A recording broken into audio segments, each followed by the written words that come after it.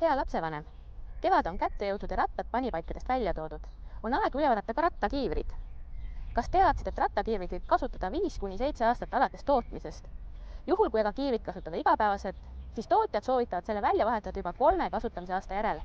Täpsema info, kui kaua kiivrit võiks kasutada, leiad oma kiivri kasutusjuhendist. Kiivri tootmisaeg on kiivri sees oleval kleebisel. Juhul, kui kiiver on saanud tugevama löögi, siis ka sellisel juhul on vajalik kiiver kohe välja vahetada, isegi kui silmaga nähtavaid vigastusi kiivril pole. Juhul, kui kiiver on vananenud või väikseks jäänud, tasub uut kiivrit ostma minna koos lapsega. Mitte sellepärast, et laps oskab valida kõige ägedama pildiga või ilusamat värvi kiivri, vaid ikka selleks, et veenduda, et kiiver oleks paras ja sobib lapse peakujuga. Kui kiiver on peas parajaks reguleeritud, siis see ei tohi peas liikuda, ei küljelt küljele ega ka ette taha. Sellisel juhul võib kiiver sõidu ajal lihtsalt näiteks silmade vajuda ning ka kukkumise korral ei paku piisavat kaitset.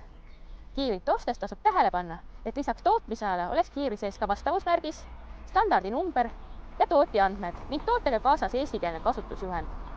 Need nõuded on eelduseks, et kiivrit võiks üldse müüa. Kui need andmed pole, jäta kiiver ostmata või saada müüjale tagasi.